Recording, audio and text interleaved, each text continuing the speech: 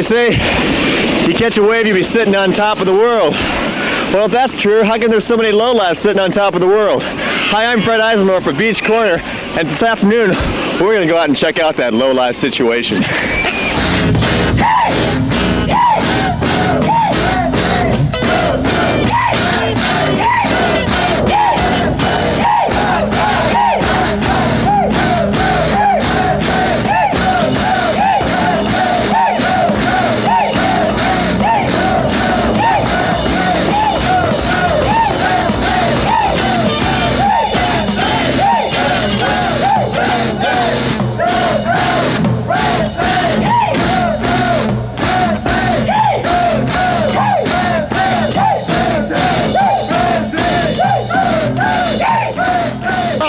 But where's Los Angeles? TuTu Frenzy!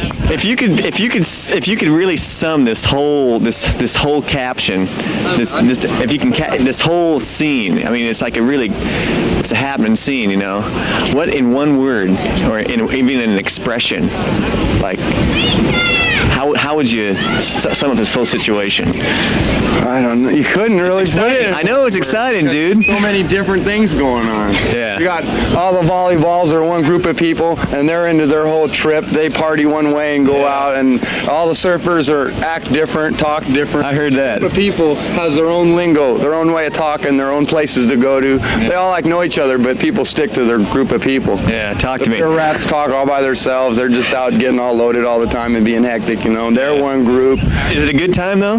Yeah, everybody has a lot of fun. Yeah, it is. There's hardly any bad times down here at all. Maybe like twice a year you'll get fights or something. It's always mellow. Do you think this is, can you think of one word or a phrase or feeling like, or something you might scream that sums up this whole situation? I don't know, mellowness. This is mellow beach. How about you? You got a word, just one word, or that describes this beach? Or just anything? What? Cashmere. Hi.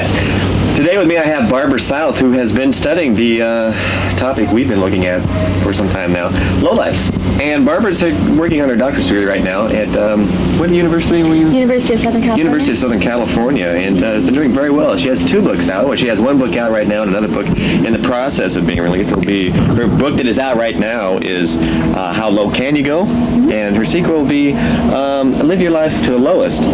That's a how-to manual. That's a how-to manual. We're looking at, I was going through your book, you know, it's very hard to understand all the life jargon these days, probably any day for that matter.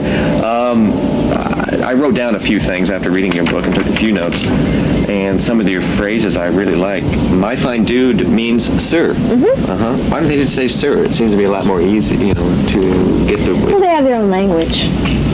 Yeah, I suppose that could be true. But my fine dude seems like a waste of words when you could say sir. Well, there's different things. My fine dude, my main man, my man. Yeah. Why don't they say my? Why don't they say ma? No, just shortens it. They don't have to say as much. Yeah. Well, I suppose that's true. Lazy tongues. Mm-hmm. Like have a good n. Good n apostrophe n means take care of yourself. Okay. There was a certain part in the book you devoted a whole chapter to getting blitzed. Mm-hmm. It seems to be a popular thing for the lowlifes to do, the way to waste their, after they've done their 40 hours a week and a little over tea, as you put down here. They spend the rest of their social, the rest of their leisure time getting blitzed, which we realize is getting drunk. That's an important thing in a low-life society, getting drunk. So it's kind of like working the 40 and then getting drunk, and then doing the 10 hours of over tea if you have to. For overtime. Yeah. Overtime, you know. Cashmere is another interesting word. Very pleasant. Why don't they say very pleasant instead of cashmere? We don't know. There's a movie, Take This Job and Shove It. It has been recently was released. It seems to deal with exactly what we're talking about, lowlives. You wrote Take This Job and Shove It, what it really means to the people like me and other people who are living in the Beverly Hills district who can't really can understand what to conceive this word, this phrase, take this job and shove it. So you wrote it simply means, I'm not really satisfied with my current position here at blank blank, and I'd like to turn in my resignation. Now it seems to me that would be the proper way to get out of a job, instead of telling your boss to take this job and shove it. Well, it wouldn't look very good on the old resume when you go on to your next job. It doesn't seem like you're dealing with much intelligence. Well, lowlifes have trouble relating to authority figures, so this is their way of telling that authority figure off. I see. I see. Kind of like live now, live for the moment. Barb, there's a few phrases that were of particular interest to me. My man. Whose man? Get it. But get what? Do it to it.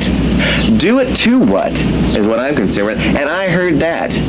Well, just what exactly did you hear? These phrases that the lowlives say, they don't mean anything. And they're like abstract. They bother me. I don't understand them. Why do they insist on saying, do it to it? Because the minute I hear do it to it, I say, do it to what? What do you want me to do to what? Can I move that for you? You know, what does it mean? Well, a lot of the lowlife language is making contact or communicating with other lowlives. Yeah. And it's like a lot of the lowlives don't have anything better to talk about. Yeah. So it's like they're talking about something very abstract. I Do see. it to it. Are you trying to tell me that maybe they're not very intelligent? This could be true. I heard that. That's what you have here, is I heard that. So does that make sense to you when I say that? I heard that? It's just reinforcing. I agree with you. Yes, okay. exactly. We also have you brought one of your subjects that you've done in the book, Mr. Mark Haney, who is living in Hermosa Beach. Hermosa Beach. Anyway, he has come to the show today, and I'd like to bring Mark on right now, and maybe after reading your book, I feel like I can maybe talk to these great. people. But You want to give it a try? well, if you'd help me if I mess Okay. up with anything, I'm not really sure how to deal with this type of person. So if you can kind of maybe act as a translator or whatever, Okay, okay? Can we try that? Mark? Mark? How you doing today? Oh, pretty good. How are you? Pretty good, dude. So how's it going, bro? Well, I'm fine. Is this TV? Yeah, this is television. You're on the camera now, and you look right over there, and What is that thing? that's a television camera. What's going on here, bro? What is this? How you doing, my man? How you doing, my man? Oh, great, bro. How's it getting blitzed here? Ow! Get You hear that, dude? You want a brew? Ladies first. Wait a minute. What's Fine, lady. Pretty cute, sweet. what's a brew? Thank you, my man. Excuse me, Barbara, but what's a brew? It's a beer. A beer. It's a Beer, brew. bro. Hey, Absent, you never had any of this shit? Come on, my man. Well, I heard that. All right, bro. Okay. What? My fine dude. Is this gonna be on the Johnny Carson show? Well, no. This will be on. Give me my brew. Thanks. He said the muh. The mud. My brew. Do you surf, my man? Surf? No, I don't surf. I'm not a surf rat. You're not a surf rat. He's not a surf rat. Well, surf. What do you do? I work hard. I'm a tile setter. And do you enjoy your work? Shit, no, I hate it. Well- I say somebody's got to pay the bills and the taxes.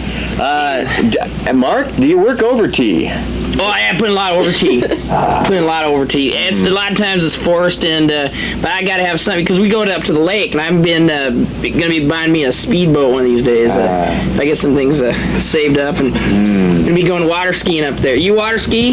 Well, no, I don't water ski. I You just play water a little ski? polo. Oh, yeah. Oh yeah. Well, you come up to the lake with us sometime. It's a great fine time. A fine time. You get blitz. It's really cashmere up there. Cashmere. Very pleasant. Very pleasant. A pleasant situation. Oh, well, I Mark, my man. All right, bro. All right. Yeah, I wanted very that. good to have you on the You show. like my boss? This is being Mark Cutsforth and Barbara South, a very good friend of mine who's doing excellent with your book, and I wish you the best of luck with your book. Thank you. And my man, I wish the best of luck to you too. For now, until later. This is John Cale, and whenever I'm in Los Angeles, I always watch the TuTu Frenzy show. I hope you do too. Thank you. Thank you very much. Bye. That's all right. Just let it go. It's all right. Hi there.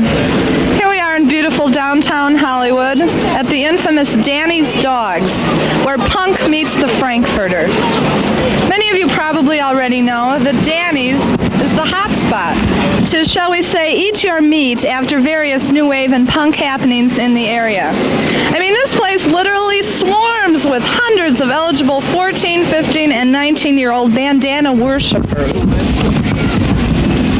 They engage in French fry and weenie fights to prove some form of mass intelligence, and we're here to find out why. Let's talk to some of these illegitimate pieces of meat and see if they really know their buns from a hole in the ground. Hi there. Hi, what brings you to Danny's Dogs? The Okie Dogs. The Okie Dogs. Excellent food here. If you're a punk, I thought punks don't eat. Do punks eat? Of course they eat. Everybody's got to eat one time or the other. Shit. Okay, now this brings me to another question. Do punks kiss? No. No? Never. Never? No, just spit. Punks spit? Yeah. Is that something from the dogs that does that, or? From the dogs. Danny's Dogs, does that make you spit? That does it every time. Okay, Every time. well thank you very much. And can I ask you something about this well-known dance called skanking? Could you demonstrate that for us? Skanking.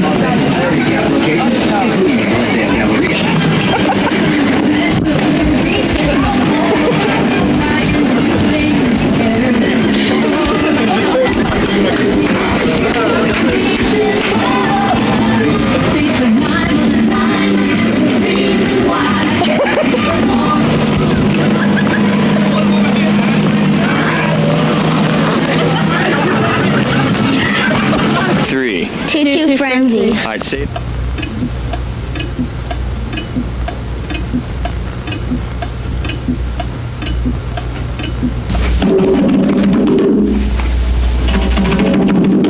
There's something in here about existentialists, but I don't think I'm going to read that right now. I think I'll take a selection from my anthology. This is The Song of the Wayfaring Soldier.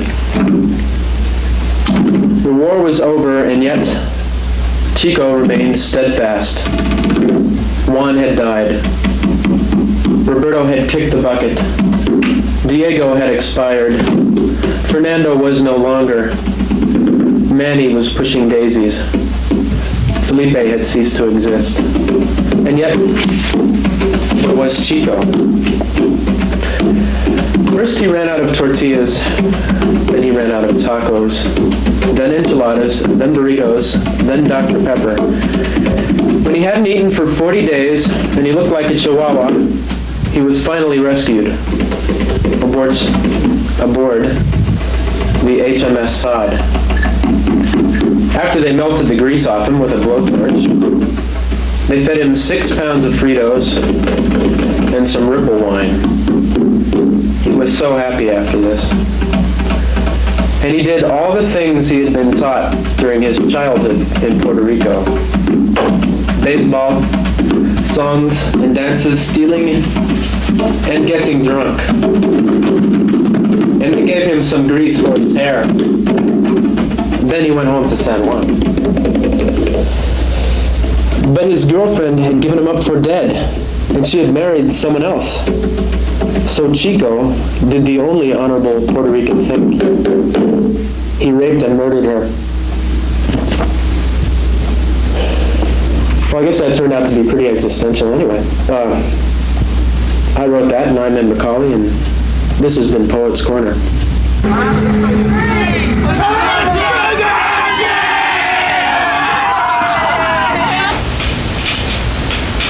I don't know. That felt, after finishing that, I felt so good. It's just that I know it was there. I feel it now. I know it's right. I feel it. It's so good. Yes, it's so much better. You've moved so far forward. But there's one line, and it's a pretty goddamn weird thing. You know that line? What does the character think? How does he feel? I want you to push it out. Push it out. Okay. I know what you're saying, but don't you think it was right the way I did it? Yes, Fred, you've got to push it out. Push it out. It's a pretty goddamn weird thing to find out somebody else's wife that your wife had an abortion 6 months ago and didn't even bother to tell you about it. Yes, yes. Bryce, would you guys shut up? I'm trying to read here. You go to the stupid acting class. How much of your income are you paying on that? Do you realize there's over 50,000 members in the Screen Actors Guild? Out of that 50,000, 10% work.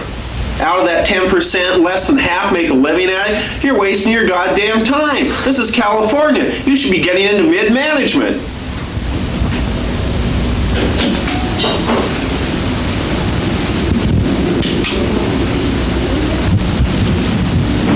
TuTu Frenzy.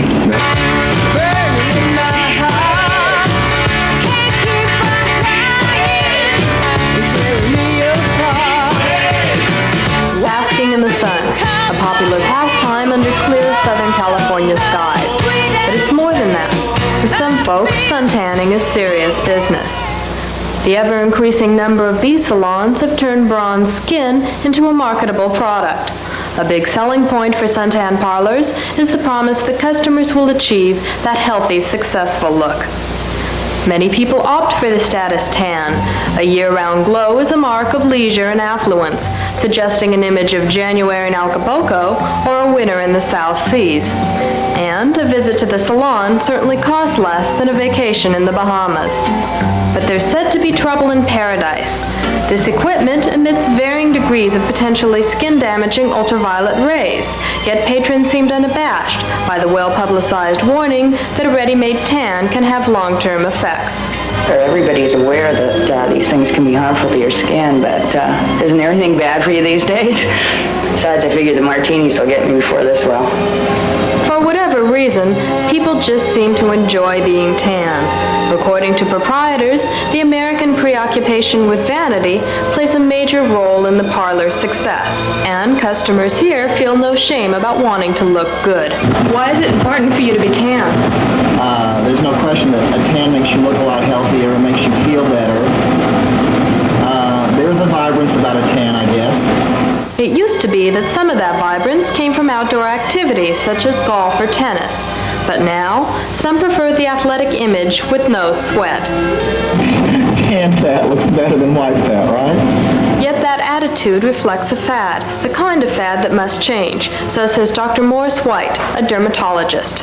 Before 1930, skin cancer was virtually unknown in the United States, and today it's reaching almost epidemic proportion. A lot of this is due to an overabundance of ultraviolet rays. And ultraviolet rays are the worst?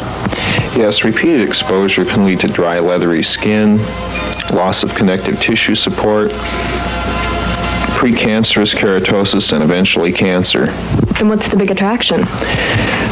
Having bronze skin year-round is supposedly glamorous, but tell me, is there anything glamorous about a prune in a bikini? Despite known risks, the sun parlor fad shows no sign of fading.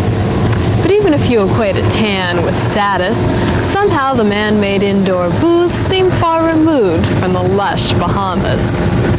Though for many who sport a store-bought tan, the beautiful people lifestyle is not so much a style of living as it is merely a style. This is Chris Dolgano. Yay! Sport a store-bought tan, a store-bought tan, store-bought tan, a store-bought tan, a store-bought tan, a store-bought tan.